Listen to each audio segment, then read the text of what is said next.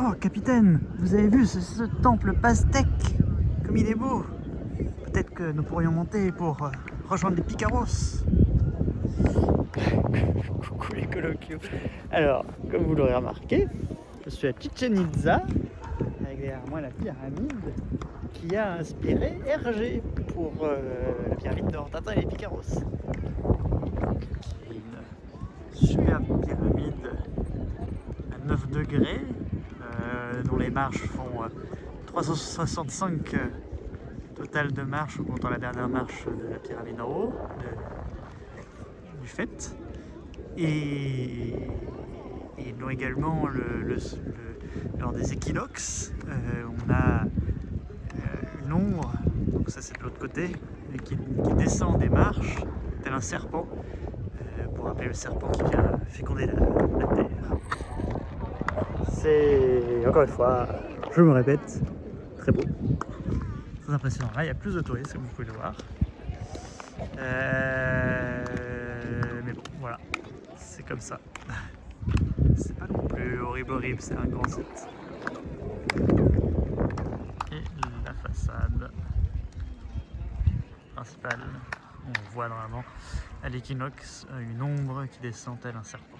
Alors voici une deuxième petite partie de Chichen Itza, la plus ancienne en l'occurrence. Et comme vous voyez, dès qu'on s'éloigne un peu des endroits principaux, il y a, enfin je veux dire du centre plus grand monde, et notamment donc une très belle tour d'observation avec deux escaliers concentriques inter, bon on ne peut pas les voir, mais orientés vers le lever et le coucher du soleil au moment, un peu comme on avait vu hier, des équinoxes, qui permettaient de suivre Vénus également à travers les fenêtres. Et voilà, et sinon temple, un jeu de balle. Très beau. Et un chef-d'œuvre du style Pouk, comme on a vu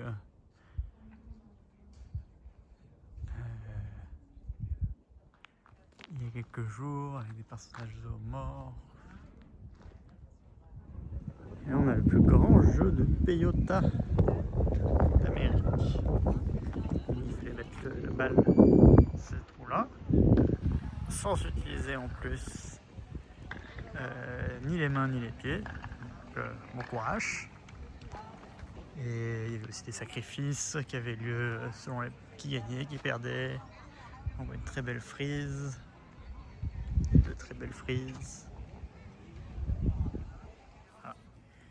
Et voilà le grand cénote sacré, de 60 mètres de diamètre, d'où on jetait des tonnes d'offrandes aux dieux de l'enfer. On disait que c'était l'accès aux portes de l'enfer.